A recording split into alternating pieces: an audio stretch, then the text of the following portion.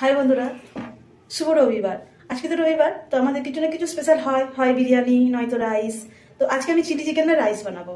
আমি কোনোদিন নিজের হাতে চিলি চিকেন বানাইনি। আসলে আমার মেয়ে খুব ভালো বানায় চিলি চিকেনটা, তো আমার বানানোর দরকারই পড়ে না, ও বানায়। তো আজকে আমি মেয়ে যেভাবে বানায় সেইভাবেই বানানোর চেষ্টা করবো, চিলি চিকেন আর রাইস। তো সব কিছু নিয়ে আমি রান্নাঘরে এসে সব কিছু রেডি করে নিয়েছি। এখানে চাল ভিজে রেখেছি রাইস করব, আর এখানে সবজি কেটেছি, চিলির জন্য কেটেছি, আর মাংস নিয়েছি ছোট ছোট পিস করা বোনলেস চিকেন। এখন আমি চিকেনটা ভালো করে মেখে নেব সমস্ত রকম মশলা দিয়ে। তো এখানে আমি 2 চামচ আদা রসুন দিয়েছি, আদা রসুন বাটা, আর নুন দিয়েছি স্বাদ মতো, আর 2টো ডিম দিচ্ছি এর মধ্যে। এখানে 750 মাংস আছে, সেখানে আমি 2টো ডিম দিয়েছি, আর 2 চামচ মতো সয়া সস দিচ্ছি। সয়া সসটা দিয়ে এটাকে আমি ওকে ভালো করে মেখে নেব। ভালো করে মাংসটা আমি আদা রসুন নুন সব কিছু দিয়ে মেখে নিচ্ছি। লঙ্কা গুঁড়ো দিচ্ছি, আর এখানে আমি 3 কাপ কর্নফ্লাওয়ার দিয়েছি,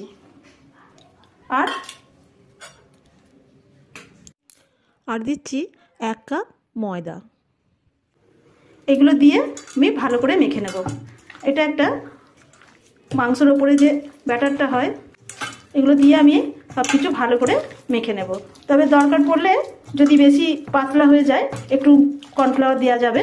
তো আগে মেখে দেখি, যদি ঠিকঠাক হয় তো হলো, নয়তো আর একটু কর্নফ্লাওয়ার দিয়ে দেবো। এভাবে মেখে নিচ্ছি। মাখা হয়ে গেছে এটা, আর কর্নফ্লাওয়ার দিতে লাগেনি, তো মোটামুটি ঠিকঠাকই আছে। এটা 5-7 মিনিট রেখে দেবো। খুব বেশি রাখলে এটা জল কেটে যাবে, পাতলা হয়ে যাবে। তো এটা 5-7 মিনিট রেখে তারপরে আমি এটা ভাজবো। এখানে চিলির জন্য আমি তেল বসিয়ে দিয়েছি, তেলটা গরম হয়ে গেছে।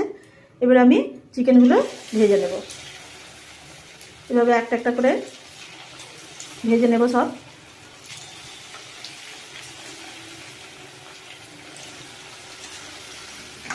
দুবার 3বার করে দিতে হবে, একবারে তো সব হবে না।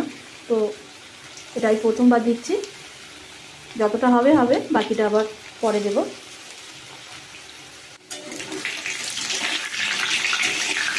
গ্যাসটা একটু মিডিয়াম রেখেছি, যাতে বেশি তাড়াতাড়ি পুড়ে না যায়। একটু সময় নিয়ে ভাজলে তবে ভেতরটা সেদ্ধ হবে চিকেনের। তো মিডিয়াম গ্যাসটা রেখে আমি ভেজে নিচ্ছি।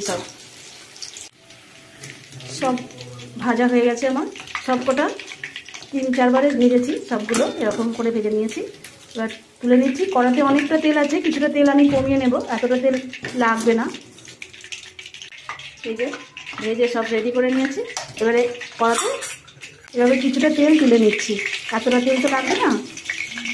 কড়ার মধ্যে অল্প তেল রেখেছি, আর কিছুটা রসুন এইভাবে জিরে জিরে করে কেটে রেখেছি। এই রসুনটা আমি দিয়ে দিলাম। রসুনটা একটু দিয়ে নাড়াচাড়া করে নেব। বেশি ভাজতে হবে না, অল্প একটু নাড়াচাড়া করে নেব। কয়েকটা কাঁচা লঙ্কা ছিঁড়ে রেখেছি, ওটাও এর মধ্যে দিয়ে দিলাম। রসুনটা একটু ভাজা করে নিয়ে এর মধ্যে আমি ক্যাপসিকাম আর পেঁয়াজ কাটা দিয়ে দিলাম। এর মধ্যে পেঁয়াজগুলো এইভাবে কেটেছি, খোলাগুলো ছাড়িয়ে নিয়েছি। এভাবে ক্যাপসিকাম আর পেঁয়াজটা দিয়ে গ্যাসটা একটু জোর দিয়ে 2-4 মিনিট এইভাবে নেড়ে নিতে হবে, নিয়ে জল দিয়ে দিতে হবে। বেশি নাড়ার দরকার নেই। নাড়াচাড়া করে তারপর আমি এর মধ্যে জল দিয়ে দিয়েছি, এতটা জল দিয়েছি। স্বাদ মতো নুনটা দেব, আর একটু গুঁড়ো লঙ্কা দেবো।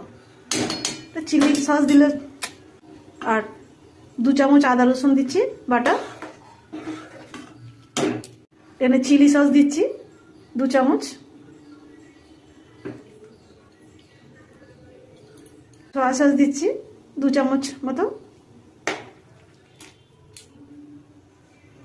আর টমেটো সস দিচ্ছি, এটা 3 চামচ মতো দিয়েছি সয়া সস।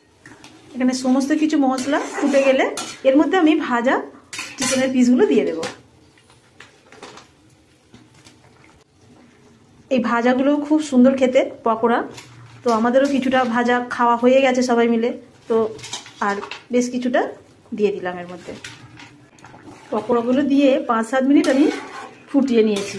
এটা একদম শুকনো শুকনো হয়, অনেকে পছন্দ করে, কিন্তু আমরা একদম শুকনোটা খুব একটা পছন্দ হয় না। রাইসের সাথে মেখে খাবার মতো একটু গ্রেভি বানাবো ঘন করে, তো সেই জন্য এর মধ্যে আমি একটু কর্নফ্লাওয়ার গুলে রেখেছি, সেটাও এর মধ্যে দিয়ে দিচ্ছি, যাতে এটা একটু ঘন মতো হয়ে যায়। তো দিয়ে এটা একটু ঘন গ্রেভি বানাবো, একদম শুকনো শুকনো করবো না। এই যে রেডি হয়ে গেছে আমার চিলি চিকেন। এরকম একটা ঘন গ্রেভি বানিয়েছি, খুব একটা পাতলাও নয় আবার শুকনোও নয়, রাইস দিয়ে মেখে খেতে খুব সুন্দর লাগবে।